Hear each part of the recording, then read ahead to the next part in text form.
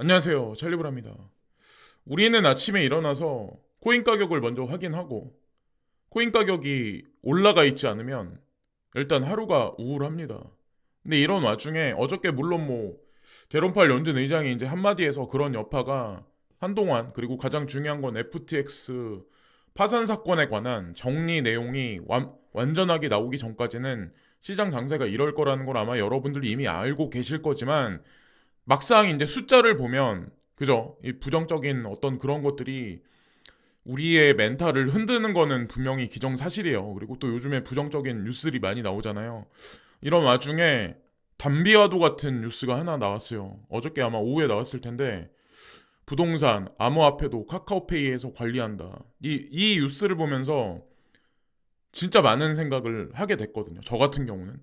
물론 이 뉴스가 당장의 호재로 작용하는 건 분명히 아닌 건 하지만, 거시적인 의미에서 사실 아주 중요한 하나의 단서를 제공해줬다? 이런 의미로 보시면 어떨까라는 생각을 해요. 그리고 실은 카카오 그룹하고 같이 움직이는, 사실 업비트가 이번에 여기에 일단은 빠졌지만, 빗썸하고 여기 보면 코빗, 빗썸하고 코인원, 코빗, 곱박스만 일단 여기 끼고 업비트는 빠졌다고 하는데, 뭐 두나무가 생각하는 로드맵이 있기 때문에 카뱅하고 생각해서 여러 가지 법적인 그런 것까지 생각해서 일단은 자체적으로 그냥 이번에 진입 안 한 것 같고, 여기 나와 있듯이 부동산까지 해가지고 종합, 예, 자산 관리 서비스로, 그렇게 아마 확장을 할 것 같아요. 여기 이 내용만 보면은 이거는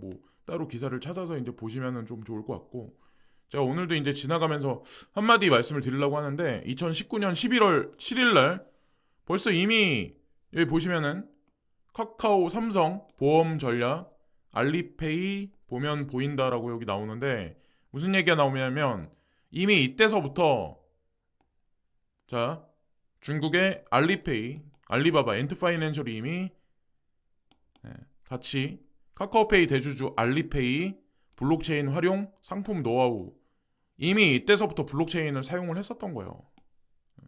이미 사용을 했었던 거고, 여기 보시면 IPO 전에 여기 보시면 지배구조가 39.1%, 제가 알기로 법으로 40% 이상 넘어가면 안 되는 걸로 알고 있거든요.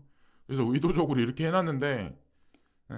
카카오가 어쨌건 움직이는 여러 가지 사업적인 그런 걸 보면 거의 맞다라고 보시면 돼요. 그래서 IPO 전과 IPO 후가 있는데, 여기 보시면 IPO 전에 55% 지분, 그리고 알리페이가 45%였는데 38.68%, 47.28%, 14.04%가 기타로 들어갔는데, 이 기타가 누구냐는 거죠, 과연. 이 기타가 외국인이다, 누군가가 누군가는 있겠죠. 하지만 이게 누군가냐는 거죠. 과연 누굴까요? 중국인일 가능성이 상당히 높죠. 그리고 지금 현재 이제 시장 장세를 우리가 볼 수 있는 어떤 그런 뉴스일 수가 있는데, 마이크로소프트 클라우드 서비스에서 암호화폐 채굴 금지, 이 뉴스 하나가 사실 지금 시장의, 전체 흐름을 얘기를 해주는 거거든요. 사실은 이 뉴스 하나만 보면 딱 부정적인, 그것도 세계에서 다국적 기업으로 알아주는 회사가 이런 얘기를 한다? 그러면 그죠? 더 이상 얘기할 게 없고, 이것도 사실 부정적인 영향 중에 대표적인 영향인데, 요즘에 코인데스크의 가장 앞면에 여기 요즘에 그런 얘기들을 되게, 바이낸스 파산에 관해서 사람들이 막 이렇게 저렇게, 근데 크립토 퀀트, 그죠? 온체인 지표 이 데이터를 제공해주는 그런 회사잖아요. 주기영 대표인가? 그분이 여기 대표님이시죠. 근데 여기서는 음, 바이낸스는 괜찮을 거야 라고 이제 얘기를, 온체인 지표 같다 데이터를 기반으로 해서 이제 설명을 해주고 있고, 저도 그냥 그렇게 생각을 해요. 최후의 보루죠, DCG와 바이낸스가. 근데 여기까지 이런 얘기를 국내 기사도 제가 보니까 몇몇 개가 계속 바이낸스 파산에 관해서 얘기를 계속 하고 있어요. 그러니까 뭐 그렇죠. 불안불안한 하신 분들은 행동을 하셔야죠. 아니 그냥 나는 괜찮을 것 같아 라고 생각하시는 분들은 그냥 그대로 계시면 되고. 자, 어쨌건 대중 심리를 교묘하게 지금 이러고 있는 와중이고, 이건 어저께 밤에 나온 뉴스인데 영지식 증명으로 CBDC 개인정보 보호 문제를 해결할 수 있음. 여기 연구 결과. 그래서 미나 프로토콜? 그래서 이 보고서를 냈더라고. 그래서 미나 프로토콜이 CBDC의 주체가 되는 영지식 증명 기술의 뭐 핵심을 가지고 있다. 이 얘기를 하는 게 아니라 영지식 증명이 CBDC에서 과연 어떤 역할을 하는 건지에 관해서 레포트를 제출을 했더라고요. 예. 그래서 어쨌건 영지식 증명은 실제로 여러분들이 이제 구글링 해보시면 아시겠지만 22에서 만들어내는 디지털 유로라든가 아니면 디지털 달러라든가, 예? 전 세계 뭐 상용화하는 하다못해 이제 중국에서 만들어낸 DCEP라든가 전부 다 이 영지식 증명이 관여돼 있다는 것만 아시면 돼요. 앞에서는 이 중앙정부는 이 영지식 증명에 관해서 밴시키고 이제 부인하는 것 같지만, 예, 누구를 위한 과연 영지식 증명인지, 예, 제로 논리지인지 그걸 보시면 돼요. 우리하고는 상관이 없어요. 이 영지식 증명 본연의 원래 그거 프라이버시를 뭐 중심에 두고 설명을 할 땐 이제 그렇게 하는데 우리한테 좋은 건 아니에요, 사실은. 자, 그리고 쭉 이제 보시면은 CBDC에 관해서 요즘에 많이 더 블로그에도 보니까 많이, 예, 기사들이 많이 올라와 있더라고요. 그리고 마이클 세일러라고 이분이 이제 BTC 막시죠. 저는 이제 코인 투자를 하면서 비트코인만 막시인 사람들 되게 싫어하거든요. 옛날서부터 이제 제가 말씀드렸지만 저도 이제 그렇게 투자를 안 하고. 근데 그 유난히 이제 뭐 이더리움 주장하는 사람은 이더리움만 주장하고 뭐 비트코인은 뭐 기능이 어쩌다 뭐 이렇게 말하는 사람.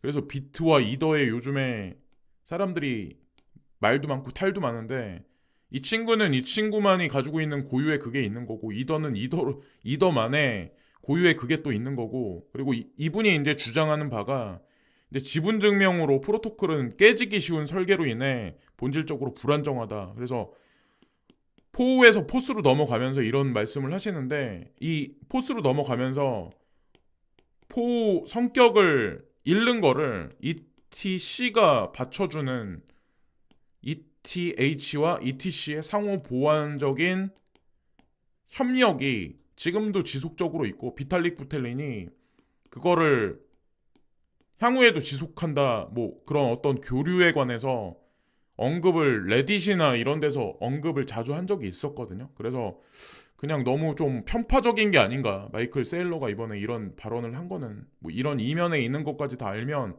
이런 발언을 안 하셨겠죠. 예. 하여튼 이런 뉴스를, 이런 말을 굳이 할 필요가 없는데. 그리고 보시면 아시겠지만 다우존스, 나스닥, S&P 500 지수 다 2%까지 인플레이션이 내려오지 않으면 금리 인하는 없다. 제가 어저께도 이제 말씀드렸지만 장기적인, 아니 그러니까 금리 인상을 하죠.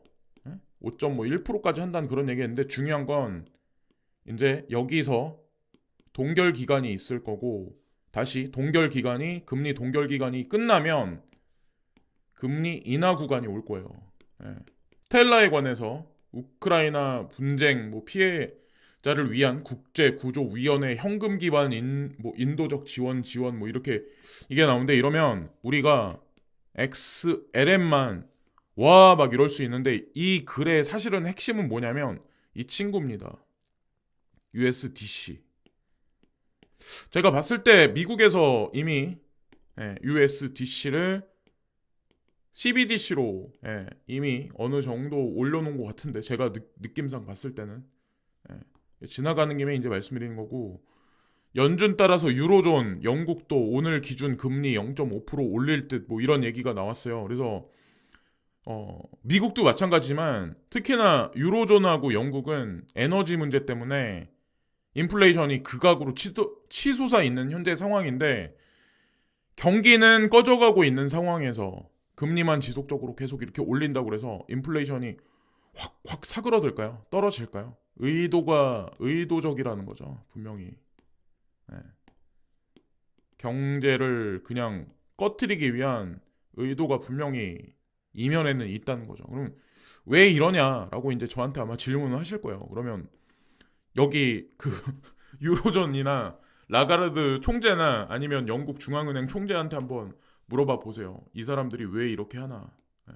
이것은 사실은 명목화폐의 마지막 활용 점정과 그리고 이런 것들에 이제 공극이 생겨서 경제가 무슨 문제가 생기면 분명히 구멍이 생기고 블록체인 산업이 들어갈 수 있는 공급과 연결돼 있지 않나라는 생각을 이제 하게 됐습니다. 자, 그래서 오늘 영상은 여기까지 말씀드리겠습니다. 자, 그래서 뭐 임팩트 있는 뉴스는 말씀 못 드린 것 같은데 끝까지 힘을 내시고 포기하지 마시기를 기원합니다. 아까 초반에 이제 제가 말씀드린 카카오페이 과연 왜 그런 일을 왜 굳이 지금 시점에서 왜 하려는지, 그리고 중요한 건 토스라는 회사 있죠. 토스. 이 비바 리퍼블리칸가? 여기 토스도 마찬가지로 아마 저런 발표 비슷한 거를 향후에 할 가능성이 상당히 높아요. 왜냐하면 여기도 엔트 파이낸셜이 얼마 전에 개입을 했거든요. 자, 여기까지만 말씀드리면서 오늘 방송을 마치겠습니다. 오늘도 시청해주신 많은 분들께 깊이 감사를 드립니다. 구독과 좋아요 부탁드립니다. 감사합니다.